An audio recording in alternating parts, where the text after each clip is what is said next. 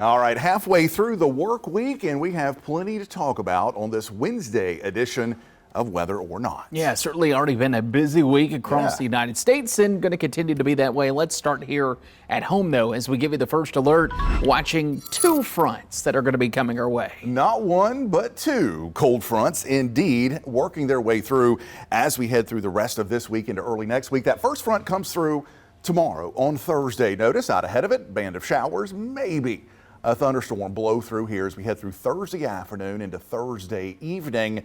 The cool down behind that front, though, not exactly dramatic. We'll drop from record temperatures we saw this afternoon to 70s on Thursday to 60s on Friday, although those 40s Friday morning certainly going to pack a little bit of a punch. Yeah, I certainly think Friday morning is going to be when you feel the effect of that. The second front, though, is a little bit more dramatic. It will bring some scattered showers around for Sunday late and Monday, and those scattered showers going to be ahead of the front.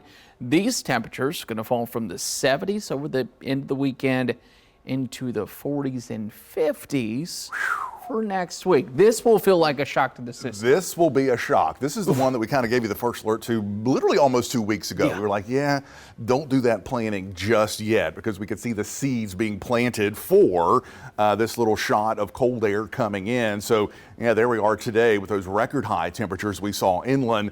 Let's jump ahead to Tuesday. Talk about some cold leprechauns. That's St. Patrick's Day. 40-degree temperature drop. Thinking about drinking a beverage, a Guinness. Yeah, no, thank you. Not at 48 degrees. Yeah, temperatures into the 40s. It's the highs. Those are the high temperatures. It's also probably going to be a gusty wind blowing with those temperatures in the 40s. And obviously, with temperatures that cold during the day, that opens up that threat that we've been talking about for some frost as we head into early next week. Now, models still kind of waffling a little bit on the extent of that cold. Yeah, I think there is going to be the cold, and I think it will at least be patchy frost inland. The question is, do we go colder than where they stand now? Based off the first front model data, my answer would probably be yes, because even the data this morning throughout the days came in colder for Friday night. We'll keep an eye on that, though, as we go into next week. And I think the thing to watch for next week as well is which night, which morning will be the coldest. Is it Tuesday, where it's kind of cold but there's a breeze? Or is it Wednesday morning following Tuesday night, where winds may go completely calm, and that would be a much more supportive scenario of those colder temperatures? Yeah, going to be watching that, especially for the people that do not listen and have already planted. Yes. Let's go ahead. We told you. Yeah, we told you so. Let's go ahead and talk about after the storm, because this has been, once again, a pretty dynamic severe weather setup through this week. We've had multiple days of severe weather setups, but obviously the attention was really yesterday, where that level 4 risk was planted up across Illinois and Indiana. And it certainly verified with several large and violent tornadoes. Basically, one supercell caused most of the tornadoes yesterday from northern Illinois into northern Indiana. That storm got started there in and around Pontiac, Illinois. You can see there in the distance that tornado, and that same supercell thunderstorm just kind of rode right along a warm front right into northern Indiana. And then, of course, we ended up with the significant damage in and around Kankakee, Illinois, and unfortunately some fatalities reported there. Yeah, when you were looking at the initial touchdown and storm report to where this lifted eventually, I looked this morning, it's about a 76-mile stretch from basically Illinois to Indiana. That is what we're seeing here. It wasn't only just the tornadoes, though. This storm produced some serious hail, and that hail at some point got up to, I think I saw 5.5 inches. 5.5, which interestingly enough may end up being the state record for Illinois. They're going to have to kind of go back through and double check all the stats, but potentially the largest hailstone, or at least a tie for the largest hailstone on record there in Illinois. Also had some baseball sized hail, places like Kansas City, Missouri. Deep South Texas ended up with some baseball and softball size hail. So yeah, severe weather season, spring season in full swing. Well, we were talking to how Jace was out there chasing, and he had an interesting scenario. Does he choose Texas or Illinois and Indiana? Well, let's go to Chase with Jace here, because he chose, drum roll please, Illinois. Illinois. He was on that storm the entire way. And what a journey it was for him. I was tired just watching it. I think the entire team was glued to his live stream on Facebook yesterday as he was chasing. This was that storm as it was really just getting started there near Pontiac, Illinois. You can see that rotation, the broad Right around scale 5:30 is when rotation. it was happening. Yeah, then the storm kind of weakened a little bit. It looked like, okay, maybe it's not going to produce any more tornadoes. They almost bailed on it. They did. They almost right here. bailed on the storm once it kind of weakened a little bit, but they were like, no, let's stay with it. And they were rewarded for that decision. This was right, I think, at 5:55. You can even see, like, okay, there's the funnel. It's trying. Yeah. They even had the wall cloud throughout it. You said it around 6:30, his partner, I don't know his name off the top of my head, but he said, I think we should go back west. Yeah. And then Jace, I remember, got out of the car and he said, let's stick with it. Well, now fast forward, this is 2.5 hours later. Here's what they called, as you take a look, with the lightning illuminating it. Yeah. This is in Indiana here. Yeah, always a really scary sight. Obviously, you can't see much at night with these tornadoes. The only way they become visible is through either lightning flashes or exploding power lines and power flashes. And you can see that shot and that shot, again, illuminated by lightning there over the flat areas of northern Indiana. You can see the cone of the tornado. You can see that debris.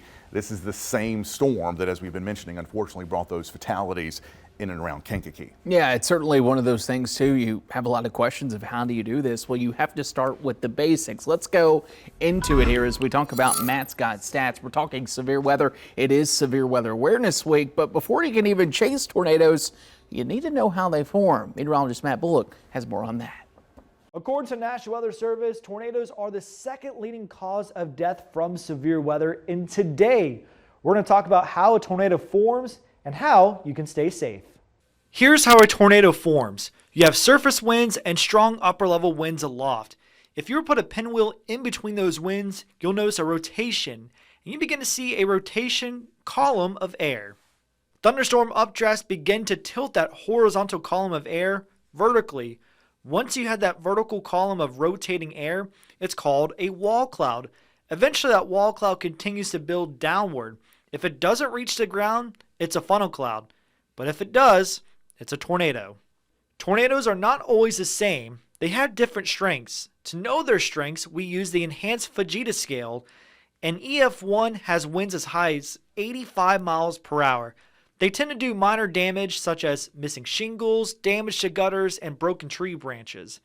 An EF1 does moderate damage with winds up to 110 miles per hour, can cause broken windows and significant roof damage. An EF2 can cause considerable damage with winds up to 135 miles per hour that can rip off roofs and flip over cars. An EF3 tornado can cause severe damage. Winds up to 165 miles per hour can destroy entire floors. An EF4 tornado can cause extreme damage. Winds up to 200 miles per hour can level homes. Cars are thrown in the air. An EF5 tornado can cause incredible damage.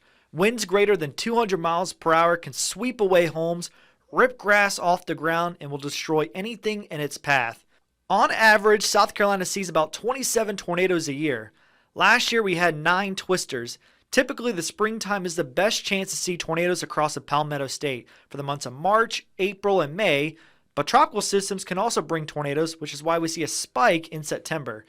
Notable tornado events, the most recent outbreak was on April 13th, 2020, where we had 26 tornadoes in South Carolina, 1 EF4 tornado in Mox Corner. 2011 tornado outbreak brought 6 tornadoes across the Grand Strand, the PED. Tropical Storm Francis brought a record 47 tornadoes in one day in South Carolina. And the 1984 tornado outbreak, which 11 tornadoes killed 15 people and injured 448 people. To stay safe during a tornado, the best place to be during a tornado warning is the most interior room in the house, away from windows, doors, and outside walls. Make sure you cover yourself with blankets, mattresses. Ideally, being in the basement is the safest place to be during a tornado warning. Matt Bullock, WBF News. And I think a good idea, too, as we go in Severe Weather Awareness Week, we're going to be talking more on a lot of this on Are You Serious this week, but the height of the clouds can really be a determining factor on where you chase. We'll touch more on that on Are You Serious for tomorrow, but yeah, crazy. There's a lot that goes into it. There's not only into the formation, but rating that, Matt was going through the EF scale. Oh, yeah. It's a very complicated process. And the severe weather in some cases still continuing this evening, although not to the level that we saw yesterday. Let's go ahead and take you coast to coast here. And things are quieting down where we had all of that action there across the upper Midwest. And notice heading into tomorrow, areas in and around Kankakee nice and quiet where that tornado cleanup will be underway. And then it's snowing in Minneapolis, Eau Claire, Wisconsin, Duluth, maybe even Green Bay and Milwaukee, getting in on some wet snow as we head into Thursday evening. Yeah, true March Madness fashion. Highs for a lot of these locations are actually going to happen in the morning tomorrow. So you're actually looking at temperatures falling throughout the day as that cold air plunges in. 39 in Minneapolis, and then of course snow showers with temperatures in the 20s there by the afternoon. All right, so here is what is going to be left of the system responsible for that severe weather on daybreak Thursday. This is cold front number 1 that we told you about at the top of the show. Notice a pretty decent band of showers and storms ahead of it early in the day Thursday. Some of the data, though, kind of petering out the action as it moves into our area. So we'll kind of see how things pan out over the next 24 hours. We'll get a round of showers, but it's just a matter of are we getting a good soaking, or are we barely getting enough to put some spots in the pollen? And look, we definitely need a good soaking with the allergies going around right now. Temperature-wise, I think we hit our highs around midday. I think it's going to be 72 to 73 somewhere in our area. That'll probably be around noon. Keep in mind a little bit of an earlier arrival. Temperatures, though, already cooling off there in Asheville, 50s. And then, of course, what cold front in Florida, 82 and 86 there in the Sunshine State. Yeah, we'll bring in that cooler air into Friday. If you have any business or leisure plans taking you up to Charlotte, we've been talking about how it's a brief drop in temperatures. Notice Thursday near 70, the showers blow through in the morning, but a quick drop down to 33, almost a freezing there Thursday night.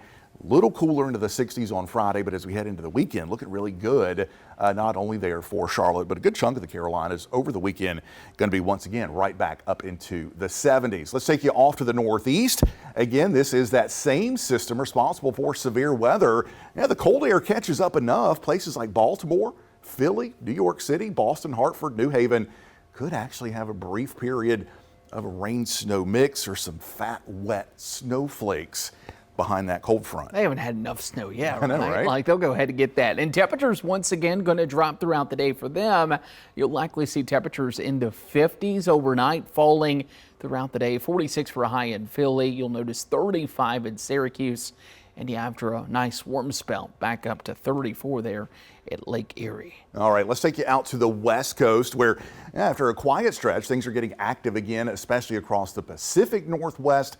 Another surge of moisture coming in, and they're going to be getting a lot of this over about the next 10 days or so, especially as you get up into Washington and the Northern Rockies and the Cascades. Going to see quite a bit of rain and high elevation snow. Just stay away from Salt Lake City. That's all we ask. It cannot snow in Salt Lake City. Temperatures in the 60s there in Salt Lake. You'll notice still holding on to some 40s in the higher elevations. And then how about Palm Springs down in California? 96 degrees there for the West Coast. Yeah, some big time heat showing up there. All right, let's bring it back here at home for Check This Out. And this is certainly something you're going to find quite interesting. Believe it or not, on this day in 1958, an atomic bomb fell on South Carolina. Yes, you heard that right. Meteorologist Jenna Greenhill now with the latest. 3:53 in the morning on March 11th, 1958, a B-47E Stratojet lifts off from Hunter Air Force Base in Savannah, Georgia, part of a 4-plane convoy headed to England. The mission had a calm-sounding name, Operation Snow Flurry, but the purpose was anything but calm practice runs for potential nuclear war. Like most strategic bombers in the Cold War, this jet was carrying serious hardware, a Mark 6 nuclear bomb. It was standard procedure. If war broke out mid-flight, these aircrafts needed to be ready to go from training to the real thing instantly. Shortly after takeoff, something small but important didn't look right. A warning light said a locking pin that was supposed to secure the bomb hadn't engaged properly. The pilot turned to flight navigator Bruce Kolka and told him to head back into the bomb bay to check it out. Kolka was on the shorter side, and the bomb bay was cramped. He had to climb onto the bomb itself just to reach the locking mechanism. As he pulled himself up, he grabbed for what he thought was a solid handle, but it turned out to be the bomb's emergency release. Suddenly, Kolka and the 7,000-pound Mark 6 bomb were both falling toward the bomb bay doors. Their combined weight forced the doors open, and at 15,000 feet over South Carolina, the bomb dropped free of the aircraft. Kolka managed to catch himself and hang on. The bomb kept falling, straight towards Florence County and the quiet community of Mars Bluff. Now here's the key detail. This weapon was not fully nuclear at that moment. The most dangerous part, the nuclear core, was stored separately in a secure compartment on the plane known as the birdcage. But the bomb still carried a large amount of conventional explosives, the part designed to set off the nuclear chain reaction. Seconds later, the bomb slammed onto the ground near Mars Bluff and detonated itself and its conventional explosives. It blew a massive crater into the earth, flattened trees, damaged nearby homes and properties. Some residents were injured, but incredibly, no one was killed. Insane. And that crater is actually still there. Really? It is still there. It's surrounded by trees. It's very hidden. It occasionally fills with water during warm spells. But yeah, that crater's still there in Mars Bluff in Florence County. Really cool stuff by Jenna, too. Yeah. Oh, man. Love it. Little throwback weather day in history. Yeah. Let's talk about what's next for tomorrow. We have one more show for you this week, and I think all eyes are kind of on what about that frost potential for next week? Yeah, so we'll be breaking that down, kind of fine-tuning those numbers. The weekend, though, upcoming weekend, 60% looks nice. Yeah. Go with that. 40% kind of questionable. And then one of, I love weather history. I'm going to take us back into March 1960. And I'm trying to think what March 1960 Do you know why March is. 1960? Anybody who's watching who was born and raised in the Carolinas, as were their either parents or grandparents, in most of North and South Carolina, it snowed every single Wednesday in the month of March 1960. Okay. Some amazing stats from that historic winter month of March back in 1960. So kind of a fun breakdown on that, all coming up on tomorrow's shows. Yeah, it just goes to show you that we can have all types of weather here. Like we said, upper 80s today, and then of course highs in the upper 40s by next week. Yeah, so we'll do it again tomorrow. Thanks for watching Whether or Not.